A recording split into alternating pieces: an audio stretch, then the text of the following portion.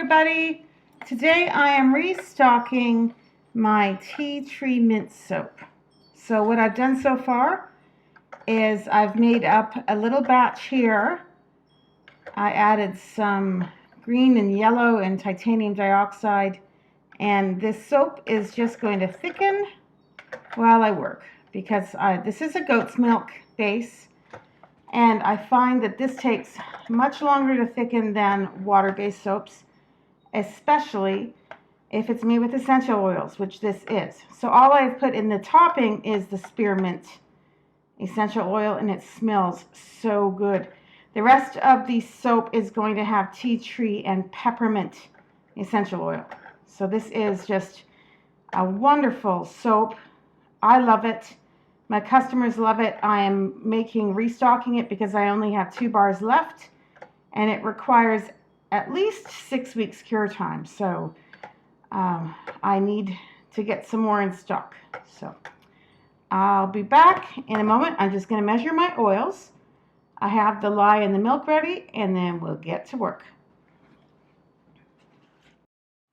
I have frozen my goat's milk in ice cubes so that the milk doesn't burn while I add the lye. And I want my soap to be a nice creamy color. So that is the reason why I freeze the milk, and I'm very slow with the addition of the lye. So it heats up in here. All I do is I add the lye, spoonful by spoonful, very slowly, stirring as I go.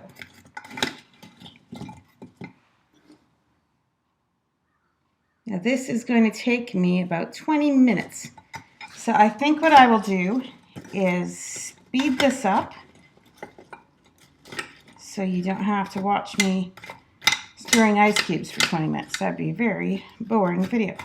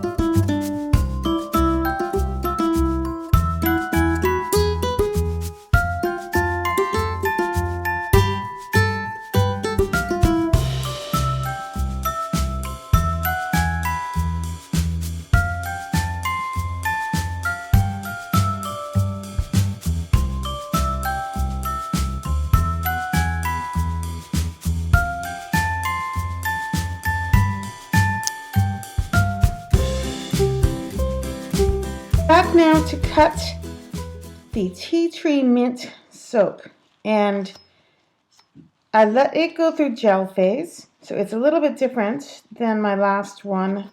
It smells really, really, really good. I'm very happy with it, and I think that my customers will be as well. This is the loaf, and it has a creamy. The reason I let it go through gel phase was I let my blueberry soap go through gel phase, and it just has this amazing creamy feel to it. And so I thought And the reason I was stopping the milk soaps from going through gel phase was I wanted them to be white rather than this. This is the raw batter. That's not a bad color. And this is a little drop swirl I did with a bit of titanium dioxide, just to give it some interest. So I think the color is nice, and I don't think for the next while I'm not going to fight gel phase. They don't look that bad. They look good like this. And I like to have raw batter in my soaps. So I'm going to cut this on its side, and I marked the other side, so I'm sorry, you're going to have to look at its bottom for a while. Unless I go and cut from the other side of my counter here. But this won't take too long anyway. I'll show you each bar as I cut it.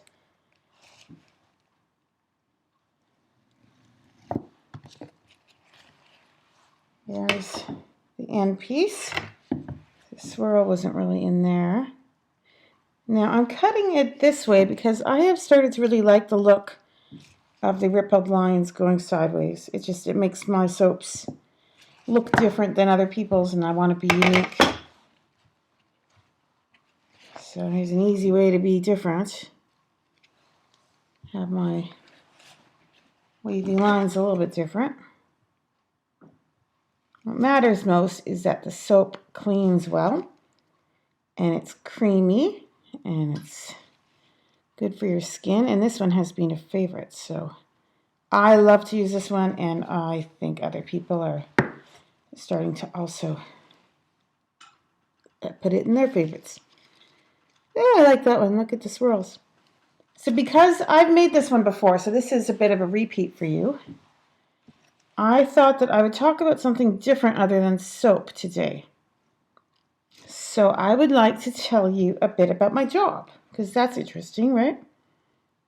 So you probably don't know that I'm an environmental engineer. And I'll tell you a little bit about what we've been doing at work. Oh, look at that swirl. It's pretty. So at work, we've been doing a study on crows. We noticed, I can't tell you all the details, but I'll tell you some. There's so many dead crows on the side of the road. Have you ever noticed that? So we've been doing a study to see if we could find out why and how these crows died. So we took a whole bunch of crows and analyzed their feathers. This one's a little bit more exciting than my last batch. More swirls. I hope my customers like it. So we took a bunch of these deceased crows along the roadside and took their feathers and sent them to the lab to see what was on the feathers.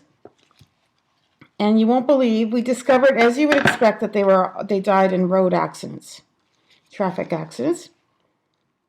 But, oh, it smells really, really good. It smells so good. I like that one with its swirls. So they were hit. But the amazing thing is they were not hit by cars. We studied the metals. They were hit by motorcycles. All these crows we found were not hit by cars. They're hit by motorcycles, which was very odd. So then we decided to watch the crows for a while and see if we could figure out what it is about them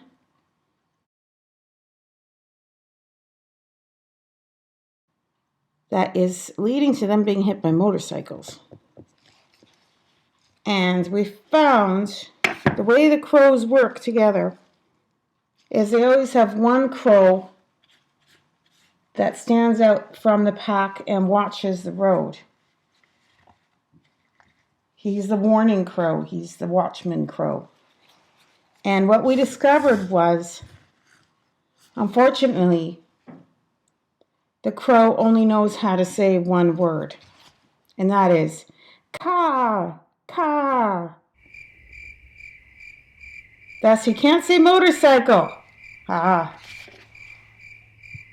Did I trick you with that one? Okay, I'm not so good at jokes. But my husband, the auctioneer, he's very good at jokes. And I'm kind of doing a lot of batches of soap right now. I'm busy because we have auctions coming up. And those weekends when we have the auctions, and those weeks, I will not be making any soap. So I am getting stocked up really for the summer. So I'm not going to put all the videos out at once, so I'm going to stockpile videos. So you'll still get a weekly video, but they will have all been done probably in the same 2 days. Because I am going to be at my local farmer's market every week. I'm really, really looking forward to that. And my goal is to be there consistently every week so people can come and look for me and find me and refer me to others. And to bring my loving, lovely customers one new soap every week. That's a lot of weeks. So I'm going to make small batches so I can make variety and they can see and smell a new soap every week. That's interesting, isn't it? I think so. I kind of get that idea from my artist part of my life, where that's, if you're doing craft shows as an artist, you must always have new work. You know, everyone's seen your old work. They want to see new work all the time. So I see the soap as an art as well. This is another medium of mine. So I look upon it the same way, as I should have new work. Oh, I really like that one. Lots of swirls. This is a pretty batch of soap. I'm very happy with how it turned out. And I hope you enjoyed my lame joke. I really hope no one was too worried about the crows and you didn't cry or anything. It's not a true story. All right. Maybe I'll get better. You know, when you have to get better at something, you have to keep practicing. So you might have to listen to more jokes. Here it is, tea tree mint goat's milk soap. I have 1, 2, 3, 4, 5, 6, 7, 8, 9, 10, 11, 12, 13 bars of soap. I didn't mess any up. And this is going to be the one I try, because I try every soap that I make and sell, just so I can tell my customers how well they work. Whether some are bubblier than others, and refreshing, and the smell, etc., etc. All right, everyone. See you later. Take care. Have a good day.